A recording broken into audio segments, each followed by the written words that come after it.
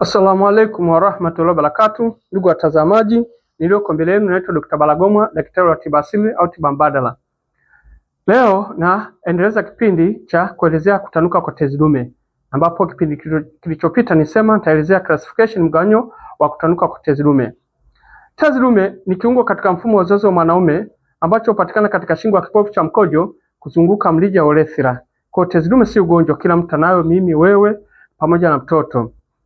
Tukasema tatizo linakuja pale seli zilizoko ndani ya tezi zinakuwa tofauti na mfumo wa mwili na kuanza kubadilika kuwa vivimbe vidogo vidogo na kuanza kufanya compression ya mrija wa urethra.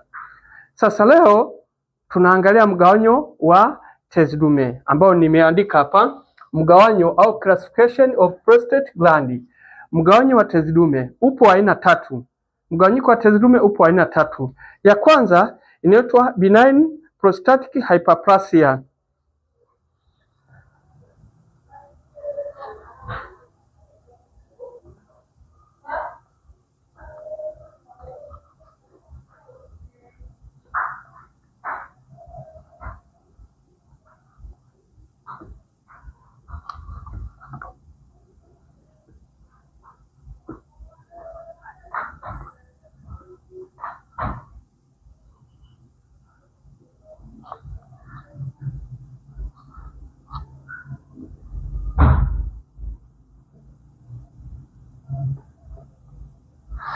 Mgawanyo wa kwanza unaitwa benign prostatic hyperplasia. Inaitwa benign prostatic hyperplasia. Huu ni mgawanyo wa kwanza, yani ni aina ya kwanza ya kutanuka kwa tezi dume. Aina hii inasababishwa na kuongezeka kwa umri kuanzia miaka 45 kuendelea. Kwamba hii ni aina ya kwanza, yani mgawanyo, yani aina ya kwanza ya kutanuka kwa tezi dume ambayo inaitwa benign prostatic hyperplasia. Hii inatokana na kuongezeka kwa umri. Kadri tunavyokuwa ndio baadaye inatokea hii stage ya kwanza. Aina ya kwanza ya kutanuka kwa tezi dume kwamba husababishwa na kuongezeka kwa umri. Sasa dalili zake baada ya kuongezeka kwa umri, hii ndipo mara nyingi inatokea ambapo inafanya kazi ya kufanya compression ya kubonyeza mrija wa urethra, yani wa kukojolea, na kuanza kuleta dalili zifuatazo. Tayari italeta dalili za kukojoa mara kwa mara, hasa nyakati za usiku. Mtu anakojoa mkojo wenye mtiririko dhaifu.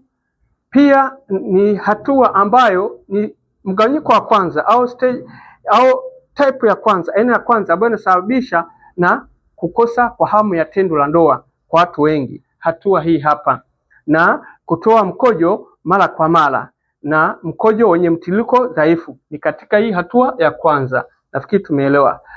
Hatua ya pili ya tezi dume, yaani aina ya pili ya tezi dume inaitwa prostatitis au kuvimba kwa tezi dume B.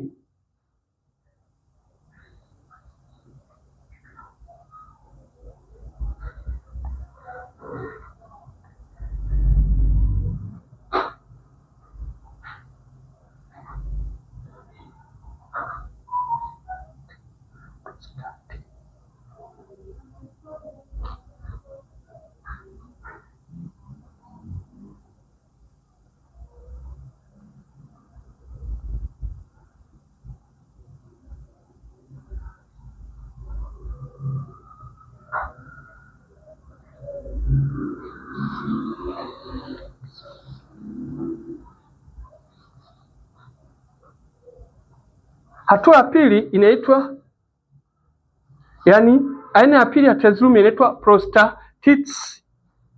Hii hapa prostatitis au kuvimba kwa tezi dume au inflammation. Hii hatua ya pili inaitwa prostatitis au kuvimba kwa tezi dume. Hatua hii ya pili inasababishwa na infection ya bakteria ndani ya kuanzia kwenye kibofu cha mkojo hadi kwenda kwenye shingo ya kibofu cha mkojo. Kwamba hii hatua ya pili inasababishwa na infection, yani bakteria kwenye mfumo wa ukojoaji ambao unaanzia kwenye kibofu cha mkojo, yani kwenye urethra, njia ya kukojolea kwenye kibofu cha mkojo hadi kwenda kwenye shingo ya kibofu cha mkojo. Hatua hii ni hatua ya pili, yani aina ya pili ya tezi dume. Aina ya kwanza tumeiona hii benign prostatic hyperplasia ambayo inasababishwa na kuongezeka kwa umri. Hatua ya pili ni aina ya pili ya tezi dume ni prostatitis au kuvimba kwa tezi dume. Hii inatokana na kuongezeka au kuwepo wa bakteria kwenye njia ya mfumo wa kibofu cha mkojo hadi kwenye shingo ya kibofu cha mkojo, ambapo sasa dalili zake zinakuwa zifuatazo: kukojoa kwa shida, yaani unakuta mtu anapata maumivu wakati wa kukojoa, mkojo unatoka huku ukiwa unauma, mkojo unatoka ukiwa unauma, mtu anakojoa kwa shida na mkojo unatoka ukiwa ni wenye maumivu. Hii ni hatua ya pili ya kutokea kwa tezi dume. Hatua ya tatu ni saratani ya tezi dume. Hatua ya tatu ni saratani ya tezi dume.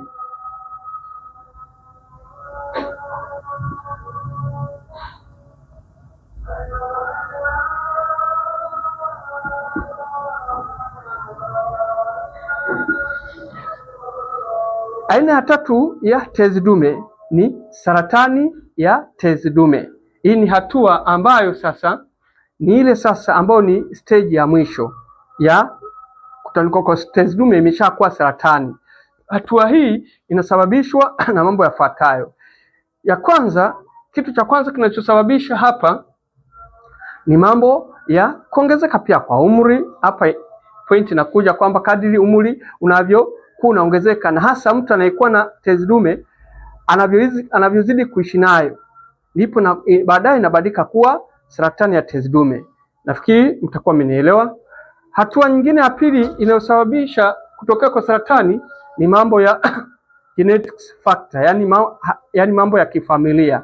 Unakuta katika familia ametokea mtu amepata tezi dume hadi imekuwa saratani, ni baba, baadaye unaweza ukashangaa anatokea na mtoto au mjukuu. Hii ni moja katika stage ya mwisho ya saratani ya kutanuka kwa tezi dume. Kisababishi kingine katika hatua hii tunasema kwamba baada ya kuangalia umri na genetic factor, kisababishi kingine katika hatua hii tunaangalia mambo ya kurundikana kwa mkojo kwenye kibofu cha mkojo. Kutokana na kukojoa mkojo hauishi, mkojo unarundikana, baadaye unabadilika, unatengeneza kitu kinachoitwa uric acid. Ikishatengeneza kitu kinachoitwa uric acid, ndipo baadaye inakuwa saratani ya tezi dume. Pia pointi nyingine inayosababisha kutokea kwa saratani ya tezi dume ni mabadiliko ya seli ndani ya tezi yenyewe, kwamba baadaye seli zinabadilika, zina change na kwa vivimbe, baadaye inakuwa saratani. Stage hii ni stage mbaya sana, ambao mara nyingi nimekutana na watu ambao wamefanyiwa operation awamu ya kwanza, awamu ya pili, baadaye unashangaa inatokea. Kuna baadhi inafikia hatua mtu anakojoa sasa damu, na hiyo ilishatokea katika kukabiliana na wagonjwa katika kazi zangu hii. Kwa hiyo ni hatua ya mwisho yani ni stage au tunasema ni aina ya mwisho ya tezi dume, kwamba stage aina ya kwanza ni benign prostatic hyperplasia. Hii tumeona inasababishwa na nini, na dalili tumeona prostatitis au kuvimba kwa tezi dume, tumeona inasababishwa na nini na dalili zake. Tunakuja saratani ya tezi dume, tumeona visababishi vyake na dalili zake. Hatua hii ni zifuatazo. Ni kwanza kusikia maumivu ya nyonga, unakuta tayari nyonga zinauma, mtu anaanza kuwa anasikia maumivu ya nyonga, tayari saratani inaanza kutafuna viungo. Hatua hii dalili nyingine kubwa ni hasa unaweza kukuta baadaye unakuta unatoa mkojo unafata damu, sio damu kidogo, kama inakuwa damu nyingi. Sasa unakuta mtu sasa anakojoa damu zenyewe, yani maumivu ya viungo. Hapa unakuta mifupa inaanza kuuma kwenye saratani, baadaye na kuanza kukojoa mkojo unafata damu, yani unakuta damu ni nyingi katika hatua hii hapa. Ndugu watazamaji, nafikiri mmenielewa vizuri kwamba mgawanyo wa tezi dume, classification of prostate gland is 3 stage. First, aina ya kwanza benign prostatic hyperplasia. Ya pili, aina ya pili prostatitis, kuvimba kwa tezi dume. Aina ya tatu saratani ya tezi dume. Sasa tuangalie namna gani tunavyoweza kuepukana na kukua au kutokea kwa saratani. Tujitahidi kula vyakula vyenye virutubisho vizuri na matunda na mboga mboga za majani. Tujitahidi kuwa tunafanya mazoezi wakati tutakavyoweza. Tujitahidi kuwa tunafanya tendo la jima'i, tendo la ndoa. Hapa ndio tutapata uhusiano. Mtu ambaye anakuwa hafanyi tendo la ndoa, mtu anafanya kazi huko Dar es Salaam, mke wake yuko Mwanza, yuko Kigoma, wanakutana baada ya likizo, ni hatari kubwa sana, kwa sababu unapokuwa unafanya tendo la ndoa kuna faida. Unaishughulisha tezi, unazalisha maji ambayo yanafanya kazi ya kurutubisha sperm zilizozalishwa kwenye korodani. Sasa wewe unapokuwa hufanyi tendo la jima'i, maana inakuwa dormant, at the end ndio inaanza kupata changamoto kwa sababu haifanyi kazi.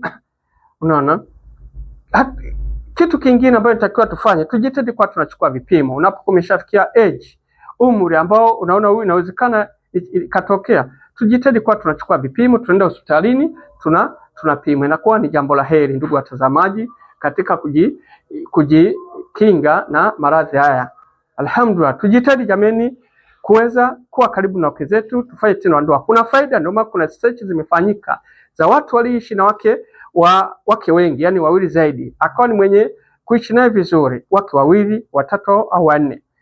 Hata enzi za nyuma huko, walioishi na wake zaidi ya wawili wakawa wanafanya tendo la jima'i vizuri, wamekuwa ni wenye kuishi umri mkubwa na wamekuwa si wenye kupata maradhi kuliko yule ambaye anakuwa ana mke mmoja au hana mke na hafanyi kazi ya kufanya kazi ya tendo la jima'i, kwa sababu tunasema tendo la jima'i pia ni afya.